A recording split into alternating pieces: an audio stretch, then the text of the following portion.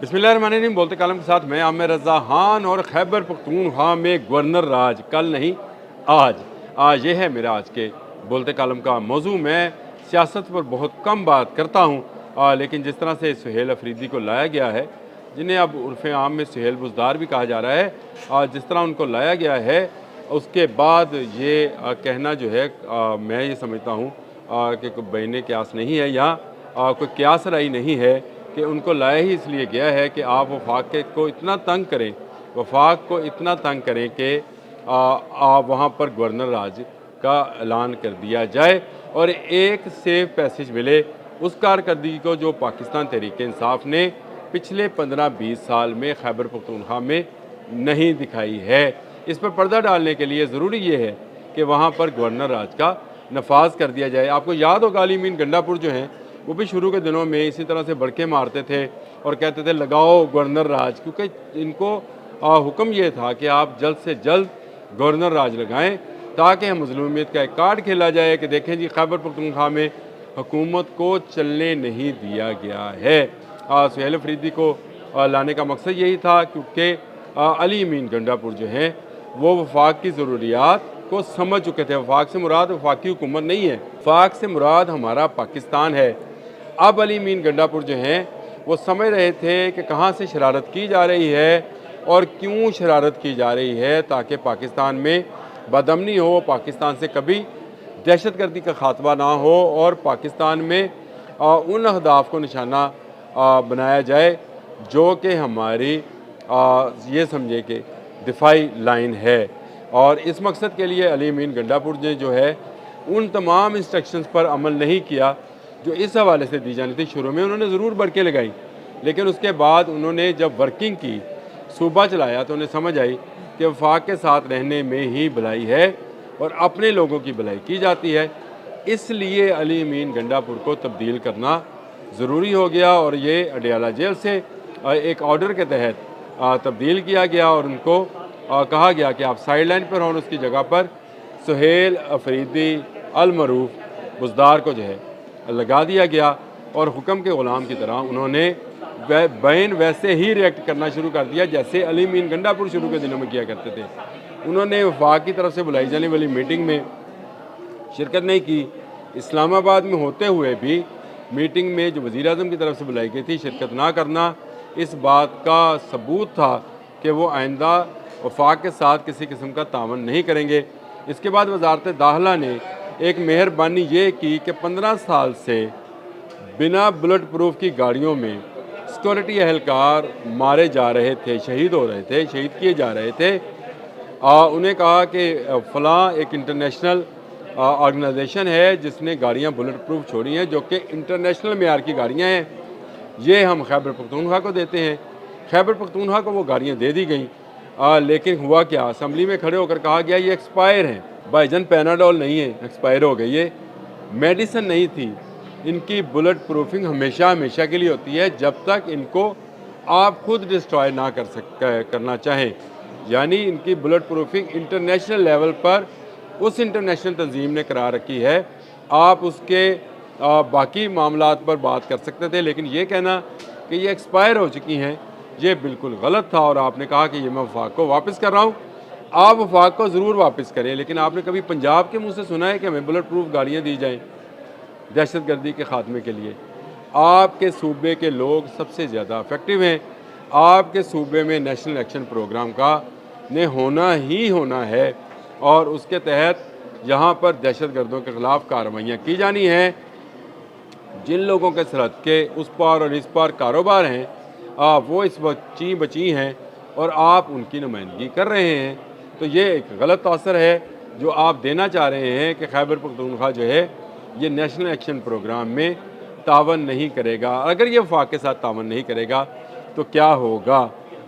मैंने आपसे पहले ही कहा कि ये चाहते ये हैं कि गवर्नर राज लगा दिया जाए और गवर्नर राज लगा कर इनको एक सेफ पैसेज दिया जाए मज़लूमियत कार्ड का, ताकि ये खैबर पख्तूनख्वा में ना किए जाने वाले कामों पर पर्दा डाल दें और ये इस बात का शोर मचाएँ कि देखें जी हमारी हुकूमत को ख़त्म कर दिया गया। ये गवर्नर राज होता क्या है, इस पर बात कर लेते हैं। असल में आयन के आर्टिकल 234 के तहत सदर पाकिस्तान अगर ये समझें कि किसी सूबाई हुकूमत ने आइन की ख़िलाफ़ वर्जियाँ की हैं, या मैं इसको आपको पढ़ के भी सुना देता हूँ कि सदर ये समझें कि किसी सूबे में हुकूमत आइन पाकिस्तान के मुताबिक नहीं चलाई जा रही, या इस बात का संगीन खदशा है कि सूबे में आइनी निज़ाम टूट जाएगा, तो सदर इस सूबे में एमरजेंसी लगा सकते हैं।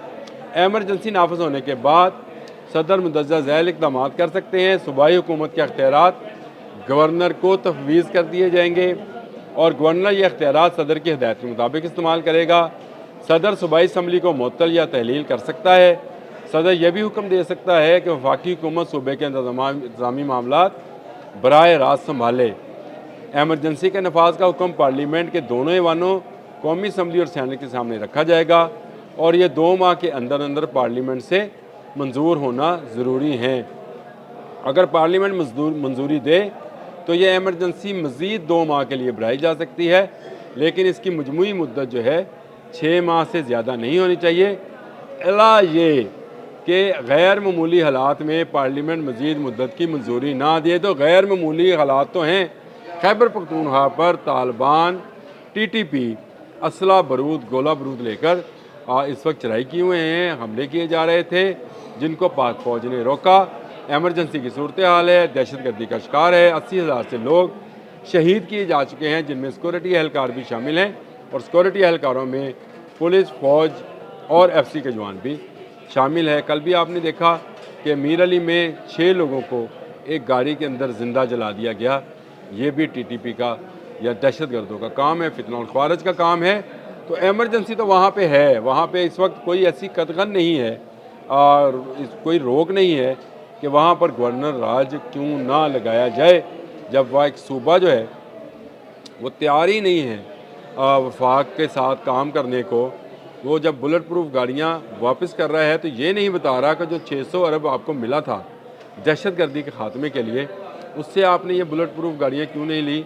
अल्लाह भला करे बलूचिस्तान वालों का उन्होंने फौरी तौर पर कहा ये बुलेट प्रूफ गाड़ियाँ हमें दे, क्योंकि वो संजीदा हैं दहशतगर्दी की जंग में, वो संजीदा हैं, जिसका ट्वीट किया वज़ीर आला बलूचिस्तान ने, और उसी वक्त उसका जवाब जो है वज़ीर दाखिला सैयद मोहसिन रज़ा नकवी ने दिया कि ये गाड़ियाँ बलूचिस्तान को दी जाती हैं। ज़रूरत दोनों जगहों पर एक जैसी है। बलूचिस्तान में भी दहशतगर्द जो हैं बहुत एक्टिव हैं, यानी अब ख़त्म किया जा रहा है आहिस्ता आहिस्ता, उनका जो है नामो निशान वहाँ से मिटा दिया जाएगा। लेकिन उससे भी ज़्यादा ज़रूरी खैबर पख्तूनख्वा में है। खैबर पख्तूनख्वा के अवाम जो हैं उन्हें पूछना चाहिए अपनी हुकूमत से कि आप पिछले 15-20 साल से इस सूबे पर हुकूमत कर रहे हैं, तो क्या आपके पास बुलेट प्रूफ गाड़ियाँ भी नहीं हैं? कहाँ गए सूबे के वसाइल, कहाँ गए सूबे का पैसा, कहाँ गया वो पैसा जो दहशतगर्दी की आड़ में आपको दिया गया था।